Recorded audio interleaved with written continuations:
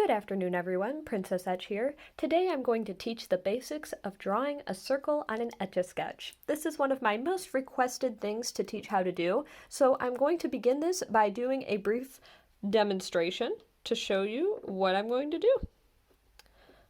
So this is a circle that I'm drawing on an Etch A Sketch in real time.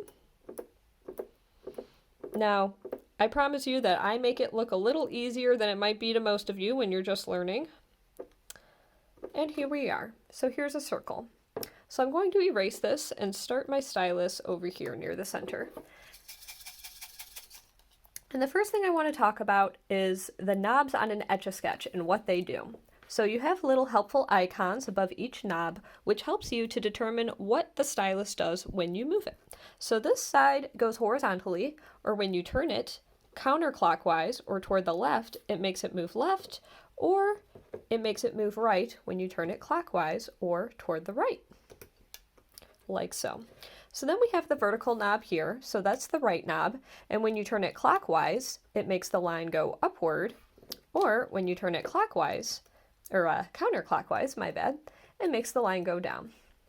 So that's the basics for drawing lines on an Etch A Sketch. Now let's get down to circles. So I'm going to erase my Etch A Sketch again. And now I'm pulling out a helpful little transparency that I created for my workshops. One of the many things I do as an Etch A Sketch artist is teach workshops on the basic of Etch A Sketch.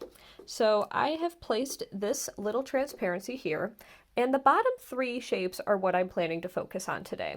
I consider these to be the building blocks of drawing a circle on an Etch A Sketch. So first, let's find out where our stylus is. Here's a helpful little hint. So I'm going to bring my line to where I want to begin. I'm going to push it maybe up here. And now when I erase my Etch A Sketch like so, where the stylus was left off last is where it's going to begin. So I'm going to place this transparency on the screen and essentially trace over this first shape here.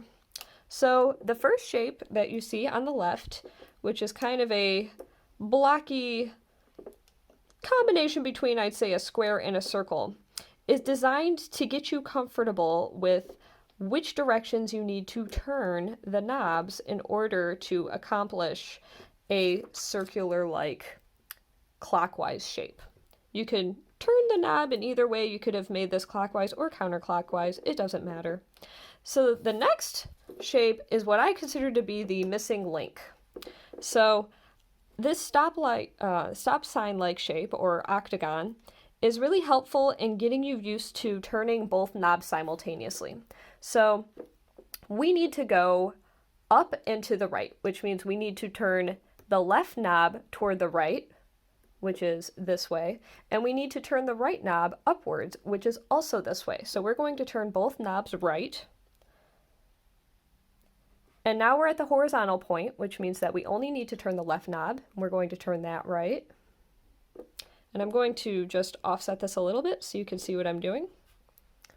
And now we're going to turn the left knob toward the right because we still need to go that direction, but we need to go down this time instead. So I'm actually going to turn both knobs inward,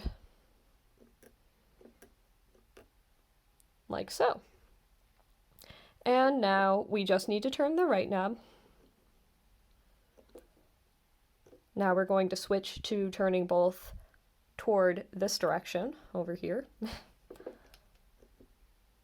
It's funny, it's actually harder for me to explain this than for me to do it. It's such muscle memory. So now we're going to just need to turn the left knob because we're working purely horizontally. And the last step is to turn both so that we're going this direction.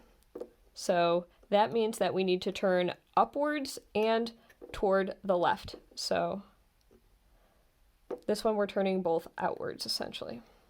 There we go. And so now we have what I would call like a stop sign-like shape. Now what I really like about this shape here, and I'm retracing it right now as you might see, is that it's allowing you to get more comfortable with the exact configuration you need to turn the knob consistently in order to create the circle. So now for the hard part.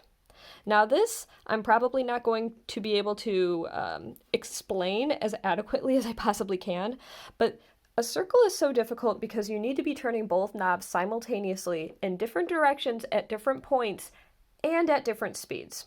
So if you think of this like slopes, whereas this one we were doing the same speed for each edge of the octagon, for this one we're going to have to start creating curves, which means that we're going to have to slow down turning one knob while turning the other more quickly. So at the beginning of this circle here, you'll notice that it's a pretty intense upward vertical slope, which means we're going to need to turn the right knob or the vertical knob more quickly than the left knob. And I'm going to do this slowly so that I can show you. I like explaining drawing a circle in 4 quadrants because that's essentially what I feel like I need to do when I'm drawing one. So let's take it nice and slow. We're starting with this. We have to go faster in the beginning, and then near the center of this quadrant, we're going to be turning both at the same speed, and then at the end, we're going to be turning this more quickly while this side slows down, because near the end of that quadrant, it's going to be more horizontal in nature. Okay, so here we go. You'll see the left knob's not turning much. Now they're turning the same rate, and now the right knob's not turning much, but I had to turn the left knob more. So I like to stop at that corner right there, or, this chunk of the end of the quadrant, so to say. So that's where the first part is. Now we need to think about which way do we need to turn both knobs for the second quadrant. Okay, so we have the left knob. We know we need to go toward the right, so we need to go clockwise, or inward, if you want to consider this like the center, inward. And now for the right knob, we need to go downwards, which means that we need to turn the Etch A Sketch knob. Let me think here for a second. I'm going to do a test for a second. Okay, we also need to go inwards for that knob too. Like I said, this is more muscle memory for me, so it's ironically more difficult for me to explain it. So, as we've done with the first quadrant, we understand that at the beginning of this quadrant, we are going to need to turn this knob more quickly than this knob in the beginning, and then at the center of the quadrant, we'll be turning them both essentially at the same speed. And then at the very end, we're going to be turning the right knob more quickly than the left knob because we're going to be more vertical in that part of the quadrant. So here we go. And I'm taking it nice and slow. Now, I'm using a transparency right now that I've created for my workshop classes, but you don't need a transparency to practice this. In fact, one really helpful thing to use is if you set a quarter on top of your Etch A Sketch or any small circular object that you can use as a guide. One of the benefits of using a transparency is that you can see inside of the circle as well if you go off track versus an opaque quarter or any coin you have where you can't see if things kind of go awry.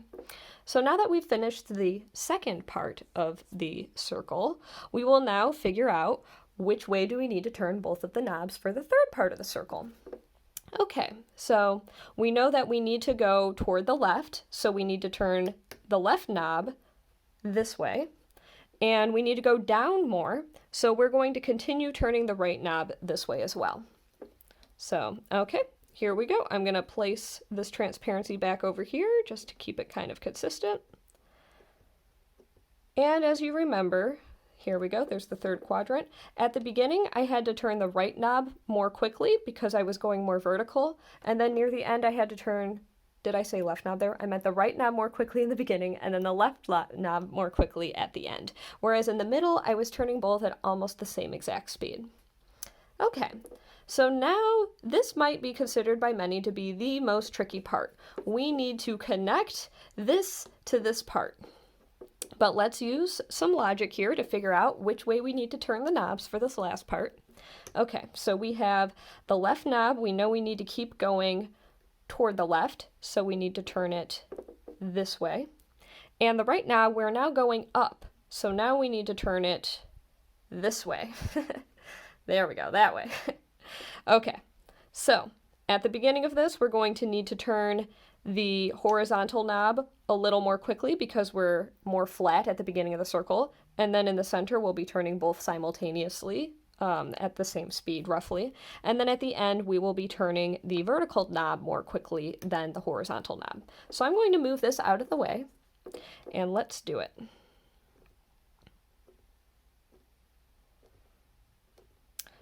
right. So here is the circle that I just finished. Like I said, I use this transparency. If anybody is interested in further tutorial videos, I do have a series of transparencies that I use for my in-person workshops, but I have been considering selling them as some sort of a remote workshop option. So something I'm happy to discuss in future videos. Feel free to leave a comment below if that would be of interest to you. But otherwise, like I said, you can use a small coin or any circular object that can fit on your Etch A Sketch, depending on whatever size you use. But that is how I like to describe drawing a circle on an Etch A Sketch.